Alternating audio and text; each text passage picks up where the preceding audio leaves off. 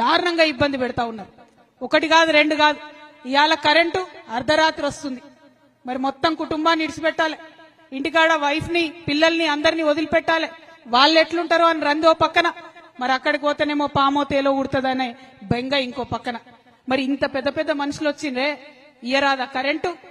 పరిశ్రమలకైతే ఇయ్యొచ్చు, బ్యాంకులకు వేల కోట్లు డబ్బులు ఎగబెట్టేటటువంటి పరిశ్రమలకైతే కరెంట్ ఇవ్వచ్చు, కానీ మరి కష్టపడే రైతులకు కరెంట్ వస్తలేదు. దాని మీద ఖచ్చితంగా మనం అడగాల్సిన అవసరం ఉన్నది. టైంకు యూరియా దొరుకుతలేదు. యూరియా ఇయ్యమంటే ఫోన్లో యాప్ పెడతారంట, ఆ యాప్ చూసి మనం బుక్ చేసుకోవాలంట. నేను ఒకటే మాట అడుగుతున్నా, మా రైతుల దగ్గర అయితే చిన్న ఫోన్లు ఉన్నాయబ్బా, ఎర్ర బటన్ పచ్చ బటన్ చిన్న ఫోన్ ఉంది మా దగ్గర. మరి మొదలు మా అందరికి ఐఫోన్లు ఇవ్వండి, ఆ తర్వాత యాప్ పెట్టుర్రి. అంతేనా?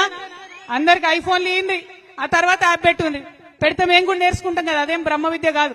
కానీ మా దగ్గర ఫోనే లేదు. ఇప్పుడు మేము ఏడబోదుము, మా పిల్లగాని ఏడ బతిమలాడదుము, ఆ చదువుకునే పిల్లని బతిమలాడి యాప్ బుక్ చేసుకొని కొనుక్కోవడానికి పోవాలి యూరియా. అంటే మీకు యూరియా ఇచ్చే చేతగాక అనేకమైనటువంటి కొర్రీలు పెడుతున్నారు తప్పితే నిజంగా రైతు మేలు కోరి కాదు. నిజంగా రైతు మేలు కోరి ఉంటే ఏం చేయాలి చెప్పలే, ఈ కాంగ్రెస్ వాళ్ళు చెప్పలే. మీరు అర్జెంట్ గా ఓన్రి ఊరుకుండ్రి, బ్యాంకుల దగ్గర లైన్లు కట్టుండ్రి. మీ దగ్గర 1,00,000 రుణమాఫీ అయిపోతే 2 లక్షలు తెచ్చుకోండి. ఇంటింట్లో ఎంతమందికి వస్తే అంతమందికి 2 లక్షలు తెచ్చుకోండి.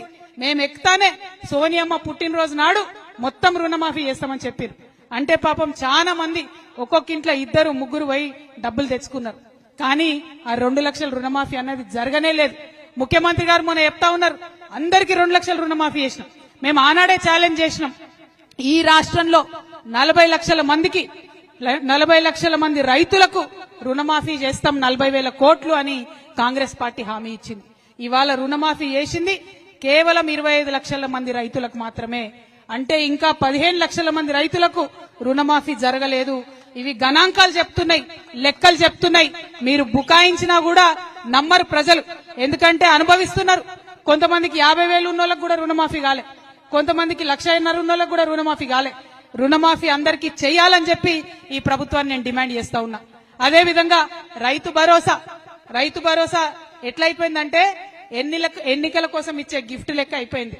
మన ముఖ్యమంత్రి గారు ఏమాత్రం మొహమాటం లేకుండా ఇగో రైతు భరోసాకి వేస్తున్నా నేను, తర్వాత ఎన్నికలు పెడతా ఎంపీటీసీ డెప్యూటీసీ అని చెప్తున్నారు.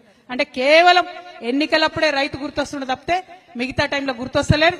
కాబట్టి రైతు భరోసా ఖచ్చితంగా వేయాలని నేను ప్రభుత్వాన్ని డిమాండ్ చేస్తా ఉన్నా. మరి మొన్న సర్పంచ్ ఎన్నికలు అయితే ఈ ఏటికి అవతల వైపు నారాయణపేటలో మా తమ్ముడు గవినోల శ్రీనివాస్ గారు డైరెక్ట్ గా యునానిమస్ గా సర్పంచ్